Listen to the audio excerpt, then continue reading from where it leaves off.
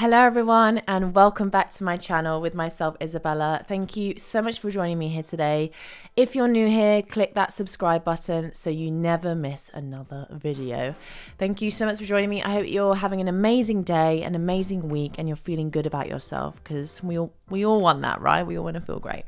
So today we're doing an Instagram Q&A. Thank you so much for the questions. If you don't follow me on Instagram, check it out at Ballet with Isabella. We have a really beautiful community down there, nice large following. So I'm always posting tons of tips, tons of ballet tips and inspirational quotes, as well as a lot of insight into how I teach and what's coming up basically in terms of workshops, intensives and international teaching here and there, and which I love doing. Honestly, it's one of my favorite things to do. And I also share a lot of the promos of the online classes and courses that I've got coming up, and you should definitely check out ballewithisabella.com.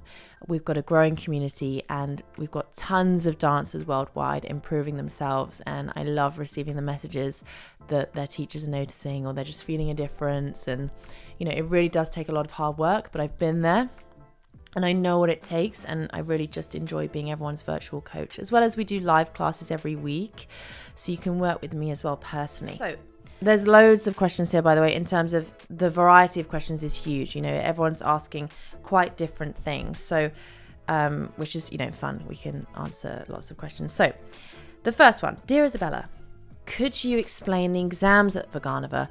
Why is it recorded? Thank you. Well, you know, I think it's great that it's recorded. I think most schools record them, but most schools don't advertise them or post them globally. What's really nice as well is that in most schools, dancers don't get the opportunity to actually have the exam video and take it home.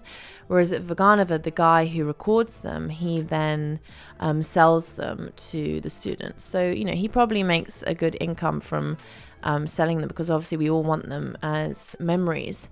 And no, I think it's really, really nice. And they're recorded for history purposes. I mean, you know, people can look back at ancient exams, or look back at someone who is now a world star and look back at where they started in their career and everything. And so, to be honest, I think it's necessary to record this kind of thing. It also shows the evolution of the Vaganova and how it has changed. And that's something I'm going to do a video on super soon, because I know you guys really want to see that, which is just really interesting. You know, obviously I wasn't around in the 80s or early 90s, but it's really interesting to watch, and I can already see, just from an observer standpoint, as well as someone who's been there themselves and experienced it, as well as looking at the exams now, how that's changed. But I will save that for another video. Next question. I can't get fully over my point shoe box. What am I missing? How can I improve my feet? Well, there's probably a couple of things at play here, like possibly your shoe doesn't fit properly, possibly your shoe is too hard, therefore you're not fully getting over the box. Also, your feet may need a lot more strength and work to them. Now, if your shoe is super hard, there are ways you can break them in. One way is, for example, what I would always do is wear the shoes before I even thought about going on point. This also makes them last longer. So what I would do was steam them, right? So you got to be careful you don't actually like burn your hand or anything, but you put it over the steamer, over the kettle, you know, the end of the shoe, so the steam goes up the shoe. So you put it over like this, and then so the shoe is then moist, and you put all the padding on that you usually do and put your shoes on, maybe put a sock over them, and then you just walk around the house so that they mold to your foot, because you want the shoe to be a kind of, you know, continuation of your foot, like it's very molded to your foot, it's very snug. And so that's one thing you've got to look at. Does the shoe even fit properly? Is it suitable for my feet? You don't want a shoe that's so hard you can't get over on them. Now, there are other ways of breaking your shoe, and I have done a video on this, but let me know if you'd like that video done again, or I may do another video actually, so you can actually see me demonstrating on that. And then in terms of the strength of your feet, we need to do daily feet exercises. Like, feet exercises are critical. Just like a pianist needs to exercise his hands, or a trumpeter, is that the right way? Is it trumpeter? Someone who plays the trumpet, one of the hardest instruments, has to do mouth exercises like every day. It is so difficult. And so if you're unaware of what to do, I have an amazing feet course. It's called Amazing Feet Course on my platform. Again, huge results from that from people, both in strength and flexibility of their feet. Definitely try it. And I will always say, guys, look, I'm here to help you. So you get 2 weeks free to try everything on my platform. So just go and use it, go and try it. And you'll probably end up really enjoying it and want to do more, and hopefully you'll join our community. But ultimately, I want to help you guys. So definitely go and try that out. Amazing Feet Course. And then slowly but surely, I think you'll start to feel more comfortable in your shoes and stronger. Do you have any advice on how to get better turnout? Yes, well, definitely. I've spoken about this a lot before. And basically, turnout for me was always a massive struggle. I wasn't born with great turnout. And it was something that I had to unlock, let's say. I had to unlock the potential of my turnout. Now, I get a lot of comments on people on social media saying, yes, but my actual, ball and socket is not designed to even facilitate loads of turnout. And listen, sure, we've got many, many dancers out there who don't have super flat turnout. Like we've seen on Instagram the people who have like the ball and sockets of dreams, where their knee is completely out and completely over the toe, and it's clear that their hip is just like insanely open. Like even for me, who has worked very hard to have flat turnout, it's not natural for me, and it's not something that I can easily just let be now. Even now, like I've worked so hard on it, it's something I still have to like continually work on. Like if I don't do my stretches, so going back to your question, do you have advice? Like you've got to stretch a lot. You've got to stretch your glutes and your inner thighs as well. You've got to open up the whole area as much as you can really. And of course, there are some hips that will open more than others, but will it not open at all? I doubt it. I think it will definitely improve. I think there's this common misconception that just because we're not possibly capable of getting extremely flat turnout that we can't improve at all, which I think is just a really silly assumption. Like, how do we know unless we try, So stretching the glutes, and then a lot of work on the connection with the deep rotators, because you can have loads of range, and there are people who have very natural range of turnout, and then they stand up and they can't hold the turnout, and they don't have the strength because they haven't trained the deep rotators. So I always think if you're someone that's kind of stiffer, you need a strong combination of the two. So stretching and also strengthening. And again, I direct you to my platform. Tons of exercises for stretching the hips and opening up the hips, as well as then strengthening, because we do a lot of floor bar and a lot of deep rotator connection, as well as inner thigh connection. Turnout's very complex, and so you really need to understand how to use it, because often we'll be inhibiting what we actually may have because we're using our muscles wrong as well. That may be the case when you kind of feel like you have loads of range and then you stand up and you can't actually use it. It's like, what's going on? You're probably using your muscles slightly wrong, but it can be improved for sure. How long did you stay at Vaganova? I stayed at Vaganova for 4 years, which was really, really great, and really longer than would naturally happen now, because when I went to Vaganova, they had added another year on. And so I ended up doing 4 years, whereas now they've taken away the final year and gone back to what it originally was, which is 8 years. And so I was lucky. I got 4 years because I definitely needed it. When will there be an intensive for adult, beginner/intermediate? Good question. This is coming next summer.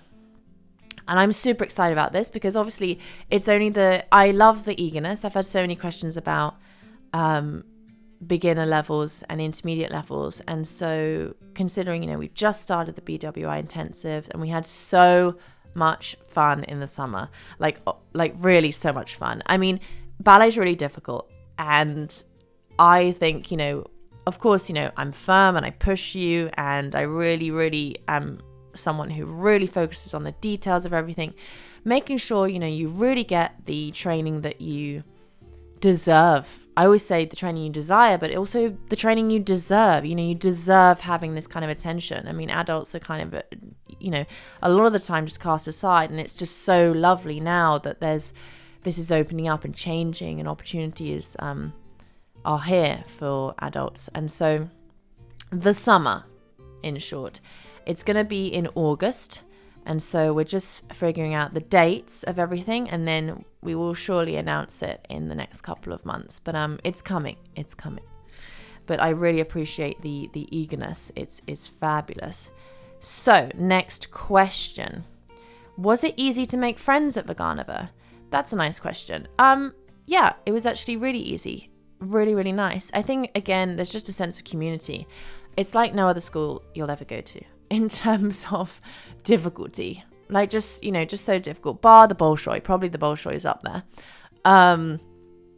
But basically, it was really lovely. It was just really nice because you kind of, the first day when I went in, all the Russian girls came and ran up to me and were like, oh my gosh, where are you from? What's your name? You know, so nice. And I had come from a background where I was bullied at the Royal Ballet School. And so to have that kind of openness and approach to me on the first day was just wonderful and so lovely. I've actually got a little Matrushka here. You can't see her. She's down here. But she's with me. Should we put her there? Yeah, like this. She can listen to the rest of the questions. Yeah, and so no, they were super friendly. And then obviously there's a small group of international students there, more so now, but it was small at the time. And so we all kind of bonded, you know, in like, did you survive today? Did you survive the class today? Yeah, me too. God, I'm tired. Like my friend Keenan Camper, who, you know, now lives in LA and has got a wonderful life. I would often finish slightly earlier than her because I was younger than her. And so I would be in the dormitory and then I would hear her. It was up to our dorms was like 6 flights of stairs. And she was, you know, one of the favored ones in her year. So she was like worked to death. And so I would often hear her coming up really slowly back to the dorms, like one step at a time kind of thing, like on her phone, just kind of whatever she was doing, kind of speaking to people, messaging, and stretching our calves nearly every step, you know, and we really bonded. It was great. So next question. How many hours should a 16-year-old be training at home alone every day? That's an interesting question. Well, I assume maybe you're homeschooled and maybe you don't have the opportunity to go to a full-time school at the moment. So obviously you need guidance. And so if you are unable to take classes in person with people, whether it's a situational issue, like you're just living in an area where there's no opportunity, I would try to get online with a coach. Like I would try to get online coaching. Like you need feedback 100%. And so that in itself, you only need maybe like an hour and a half a day of that, or even an hour and a half, 3 days a week. And then on the other days, make sure you take ballet class every day. Make sure you work on your limitations, your conditioning, your strength, your stretching. And so ultimately, I mean, in an ideal world, like I understand people have, like I said, situational problems, and they often have homeschooling, etc. But I'd say minimum 3 hours a day. But you're looking at maybe like, I mean, if you're trying to simulate a normal ballet school day, it's like 4 to 5 to 6. But that may not be possible. So I don't want you to stress about that because we do what we can. But really as well, if you don't have the possibility to do that much training, just make it quality, like real quality training and very organized. Like you know exactly what you're going to do. Like, okay, I only have 2 hours a day. So I'm going to do my private, which is an hour. And then the other hour, I'm going to work on my turnout strength. And then the next day, I'm going to work on my flexibility today, as well as an hour of ballet class. And the next day, so you're covering everything you need to and just working with the time that you have. But don't stress about it. Just do what you can, because situations change. And above all else, don't compare yourself to someone who's in a ballet school and who's doing 6 to 8 hours a day. Like, you can do what you can and go from there. And really make sure you try to go to summer schools to get more feedback and then opportunity to go to a school. How do I find good training if the places that I audition for, I don't get in? So I assume what this question is if I don't get into a ballet school, how do I find better training, right?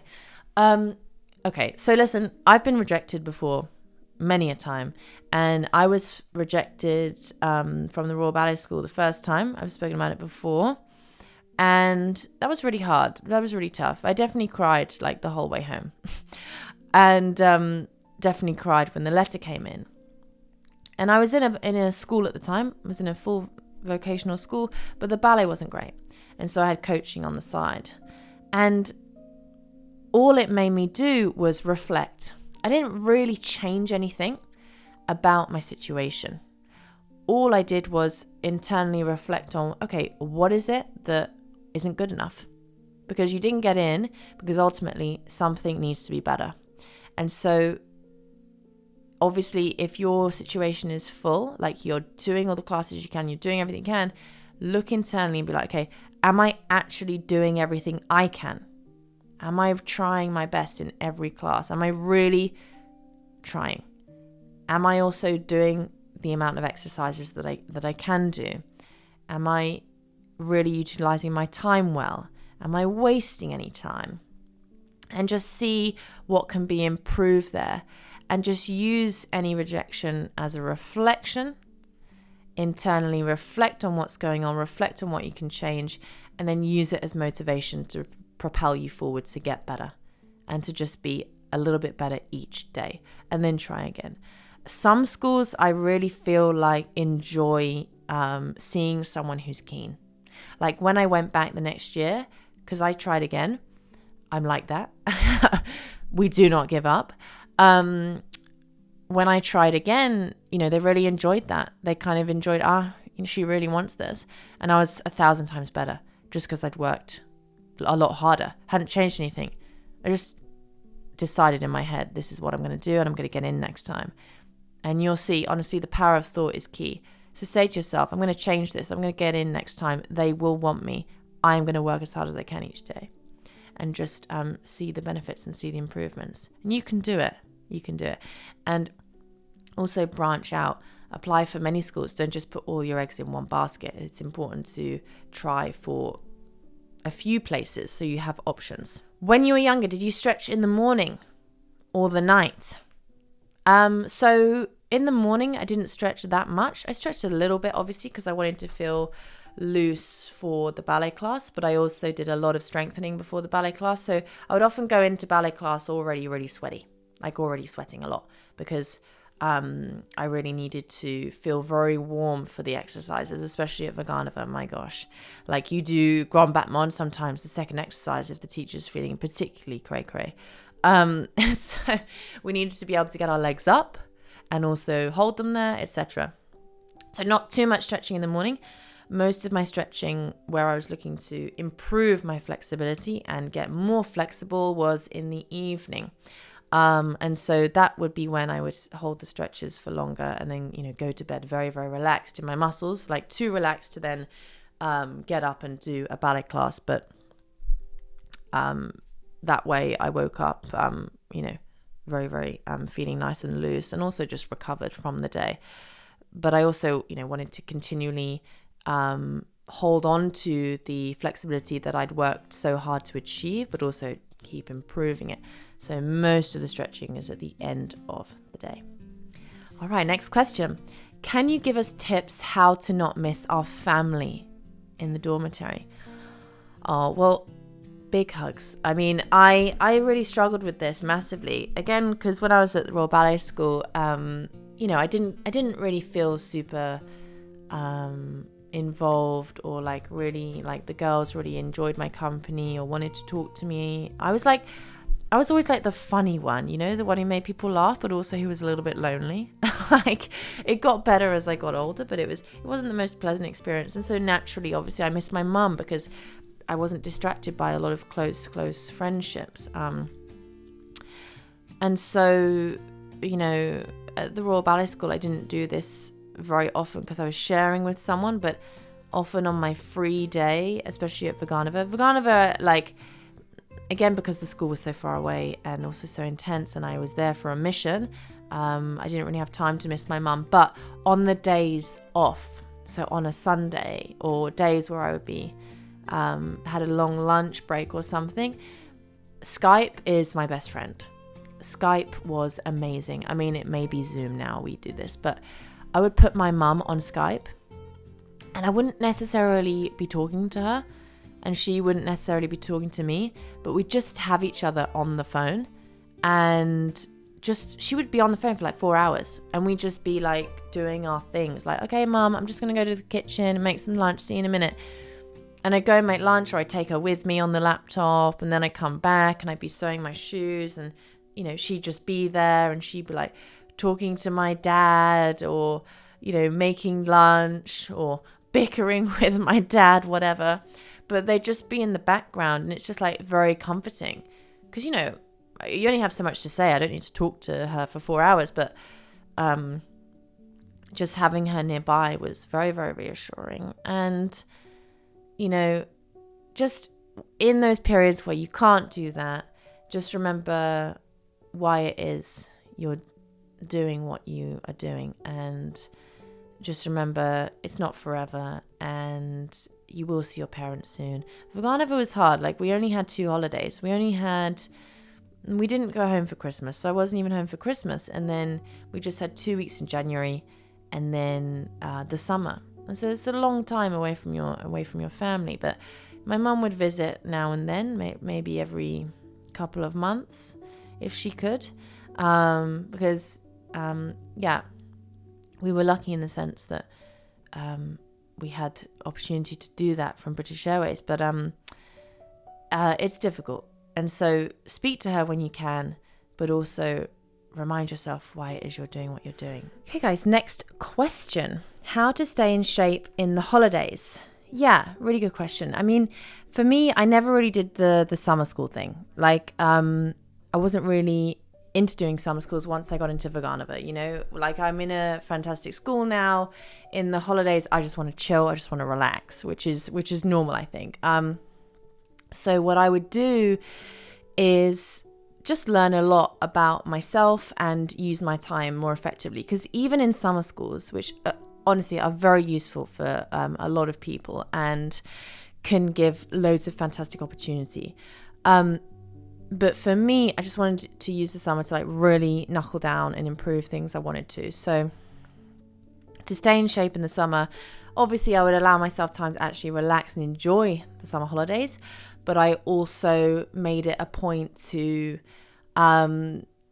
really condition the things that I needed to. So it wouldn't take much time at all. I'd always leave time for me to relax, but I would always stretch. Like, even my Russian coaches from Vaganova would be like, look, rest in the summer, but like stretch. Make sure you are stretching, because if you don't stretch, you'll definitely lose that first. So keep stretching, and then just do certain amounts of conditioning in the day. So I would make sure I conditioned my whole body, make sure everything was staying strong, such as my core, my TURNOUT muscles, would give more focus towards something that needed more work, such as, let's say I wanted to improve my TURNOUT, I'd work more on the flexibility of the hips, as well as then obviously the strength of them as well in the deep rotators, by doing stuff like my floor bar exercises, as well as my conditioning of my core and things like this. And then I would also make sure my stamina was still there. So I would do some kind of cross-training workout, like I would maybe swim for an hour non-stop to push do low intensity training for the stamina. And sometimes I would do, if I didn't have loads of time, also HIIT training and agility training. Now, there'll be more agility training exercises on my new course coming out, my Grand Allegro course, but it's kind of those exercises which kind of keep you really strong and able to move quickly without giving too much time away. So it's about just being efficient with your time, but then also allowing yourself to have a good time as well in the summer holidays. So still actually enjoy your summer. Don't lock yourself away for hours on end. And I'm not really a fan of students who tend to fill up their whole entire summer by doing summer schools. You know, you're not really spending any time with your friends and family. So do the summer schools that you really want to do. Make sure you have time off. And when you do condition on your own, just do exactly what you need to, and then make sure there's time to rest as well. All right, guys, let's do a couple more questions, because as we know, these things can go on for hours and hours. How did you understand the teacher's words in Vaganova if they spoke to you in Russian? I mean, eventually, girl, you're just going to learn Russian. But obviously, initially, I was just like, you know, using my common sense. Like, she was screaming something like, Galava, Galava, and going like this, Galava, Galava. So I was like, okay, that must mean head.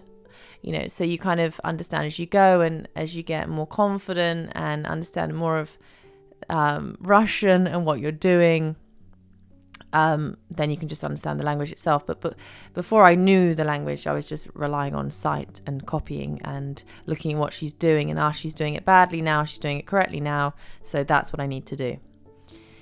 Okay, couple more questions. How did you get accepted into the Vaganova Ballet Academy? Wow, very good question. I think I actually did a video on this further down.